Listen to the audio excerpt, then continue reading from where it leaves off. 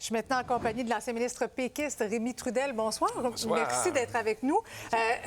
Vous n'avez vécu, vous, des remaniements ministériels, 7 remaniements. Oui, en 16 ans, 7 remaniements ministériels dans 10 ministères. Alors, c'est dire. Vous savez c'est quoi? D'abord, quelle est votre impression du nouveau cabinet? Bon, d'abord, c'est un gros remaniement ministériel, là, hein? Parce que, faut le noter, là, il y a 13 changements de responsabilité de ministre, puis il y a 11 nouveaux qui ne bougent pas. Qui restent en place. Là. Les gros ministères, là, la santé, l'économie, ça ne bouge pas. Donc, on voulait une certaine stabilité quand même. Oui, tout à fait. Mais en même temps, 5 nouveaux qui entrent au Conseil des ministres, là, en particulier des régions. Là, on pense à l'agriculture, on pense à la PME, Saguenay-Lac-Saint-Jean. Bon, alors c'est un gros remaniement ministériel. Maintenant, avec ce gros remaniement ministériel, qu'est-ce qu'on va faire avec ça? Ben oui. Alors, c'est le discours du premier ministre. Et moi, je trouve qu'on a gros remaniement ministériel, vieux discours. Ah oui? Vieux discours. Parce qu'on dit, on va déployer tous les efforts pour l'économie. Il me semble qu'on a entendu ça depuis 2018, puis on se réveille avec Nordvolt et puis les projets similaires.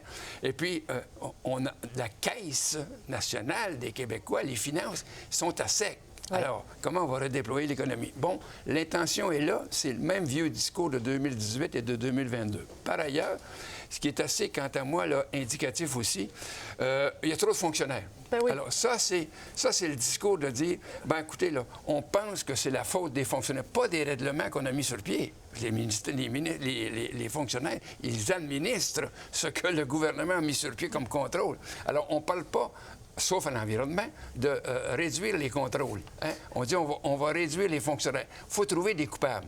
Les coupables, c'est la bulle. Ça, quand on approche des élections, là, c'est toujours le thème préféré de tous les partis politiques. Ouais, c'est la faute des fonctionnaires. Il l'a répété, François Legault, à plusieurs reprises, ça nous prend un traitement choc. Il faut couper drastiquement dans la bureaucratie. Oui, exactement ça. On ne change pas les règlements, mais on va changer les bureaucrates. Alors là, il y a comme quelque chose qui devra se produire. À l'environnement, là, il prononce, l'intention en disant on va raccourcir et couper les délais. Pour que ça aille plus vite, pour que ça aille plus vite. Alors, attention au changement climatique, attention aux changements qui ont des effets sur les inondations. Oui. Alors, c'est le seul ministère où on dit, là, on va couper tous les délais, puis on va couper le nombre de personnes qui administrent ces délais-là. Est-ce qu'il va y avoir une réaction positive?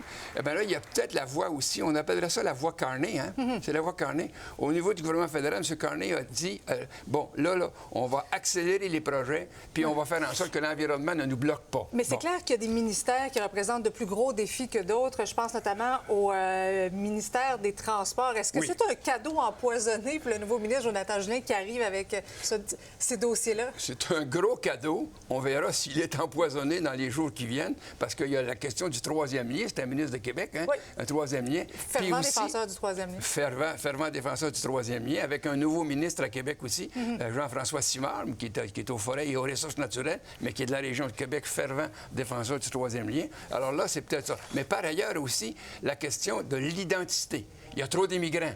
Ah bien là, on est en train de s'aligner, quant à moi. Il y a trop de fonctionnaires, puis il y a trop d'immigrants. C'est pas la faute du gouvernement. Bien là, il faut que quelqu'un donne les ordres à quelque part. S'il y a trop d'immigrants, comment on va faire vivre les PME dans les régions et même à Montréal et à Québec?